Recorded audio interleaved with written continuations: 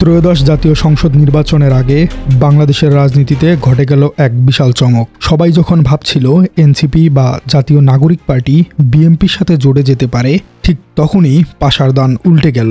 BNP নয়, তরুণদের এই বিপ্লবী দলটি হাত মেলাচ্ছে বাংলাদেশ জামাতে ইসলামের সাথে। গতকাল বুধবার 2 দফায় বৈঠক হয়েছে।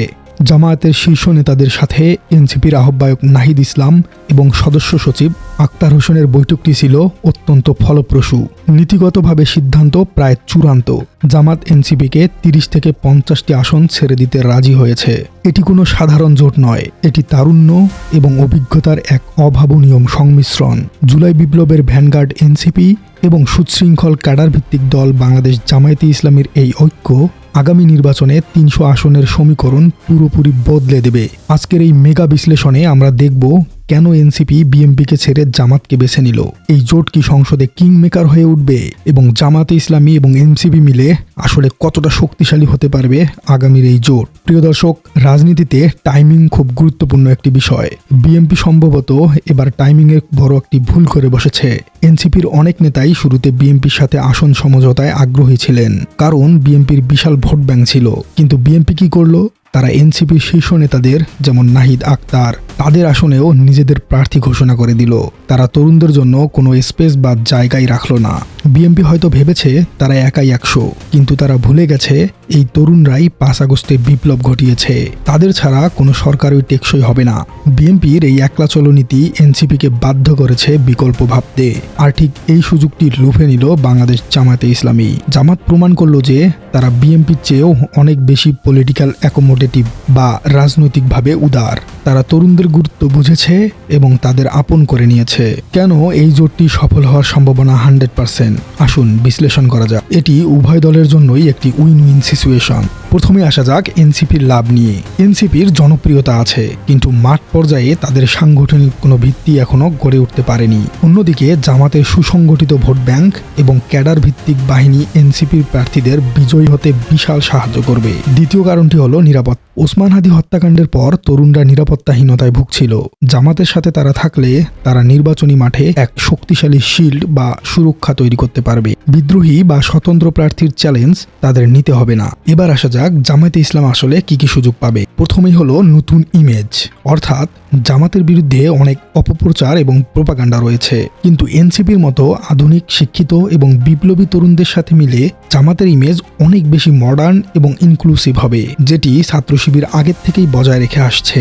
দ্বিতীয় লাভটি হলো ভবিষ্যৎ রাজনীতি। জামাত বুঝতে পেরেছে আগামী দিনের রাজনীতি তরুণদের হাতেই, তাই তারা ভবিষ্যতের ঘোড়ার উপরেই বাজি ধরতে রাজি। বৈঠক সূত্র বলছে জামাত 30টি আসন দিতে চেয়েছে, এনসিপি 50টি চেয়েছে। শেষ পর্যন্ত হয়তো 40 থেকে 45টি আসন রফা হবে।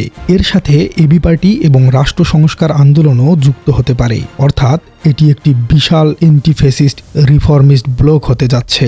সবচেয়ে ইন্টারেস্টিং বিষয় হলো জোট বা সমঝোতা যাই হোক না কেন, এনসিপি তাদের নিজস্ব পরিচয় বিসর্জন দিচ্ছে না। এনসিপির মুখ্য সমন্বয়ক নাসির উদ্দিন পাটোয়ারি স্পষ্ট জানিয়েছেন, আমরা কারোর ধানের শীষ বা দাড়িপাল্লায় নির্বাচন করব না। আমাদের প্রার্থীরা শাপলা-কলি প্রতীকেই লড়বেন। এটি এনসিপির আত্মবিশ্বাস এবং মেরুদণ্ডের প্রমাণ।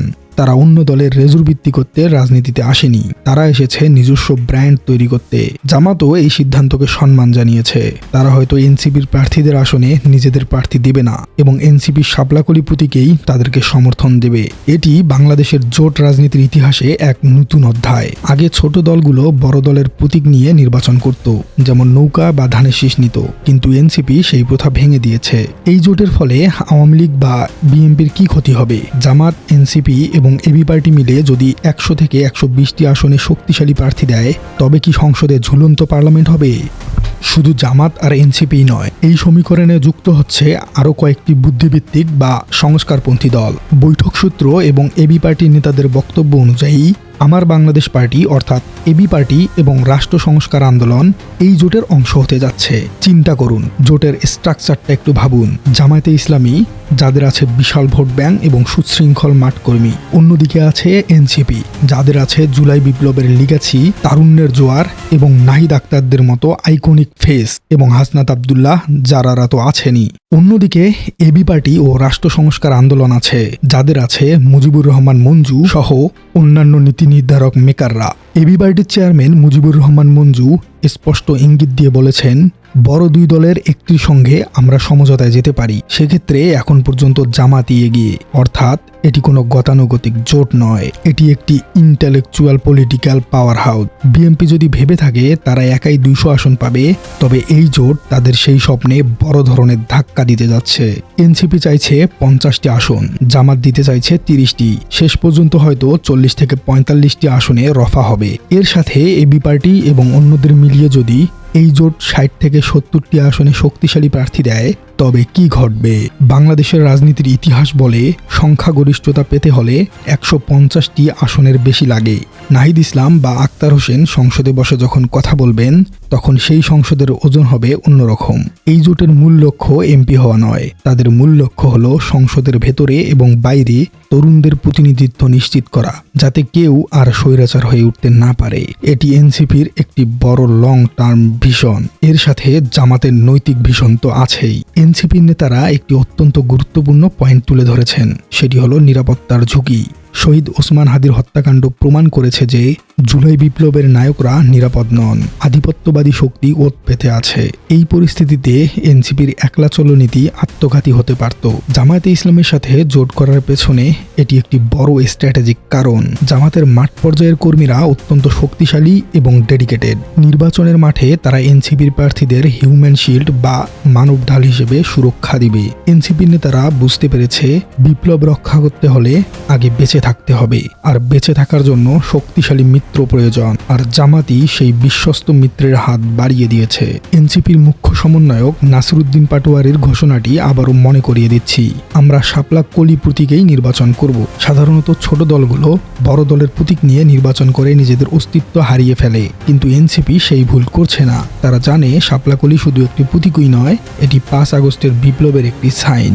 জামাতের সাথে সমঝোতা হলেও ব্যালট পেপারে জনগণ খুঁজবে শাপলা কলি, আর এর মাধ্যমে এনসিপি নিজেদের আলাদা ভোট ব্যাংক এবং আইডেন্টিটি তৈরি করবে। অর্থাৎ জামাতের সাথে থেকে এনসিপির আসলে দুদিকেই বিশাল লাভ। ভবিষ্যতে যদি এনসিপি এককভাবে ক্ষমতায় যেতে চায়, তবে আজকের এই শাপলাকলির ব্র্যান্ডিং তাদের কাজে লাগবে। এটি তাদের দূরদর্শিতারই একটি প্রমাণ। প্রিয় দর্শক, বিএনপি তরুণদের জায়গা দেয়নি, এটা তাদের রাজনৈতিক ভুল হতে পারে, কিন্তু জামাত এনসিপির এই জোট দেশের রাজনীতির জন্য একটি শুভ বার্তা। এর মানে হলো আগামী সংসদে আমরা শুধু বুড়ো নেতাদের ঝগড়াই দেখব না, আমরা দেখব নাহিদ আক্তার, সার্জিসদের মতো তরুণদের যুক্তি। এই জোট যদি সফল হয়, তবে বাংলাদেশ পাবে এক নতুন রাজনৈতিক বন্দোবস্ত, যেখানে অভিজ্ঞতা এবং তারুণ্য কাঁধে কাঁধ মিলিয়ে দেশ গড়বে। প্রিয় দর্শক, আপনারা কি মনে করেন, এনসিপি জামাত জোট কি আগামী নির্বাচনে বিএনপির চেয়ে ভালো ফল করতে পারবে? 50টি আসন কি তরুণদের জন্য যথেষ্ট?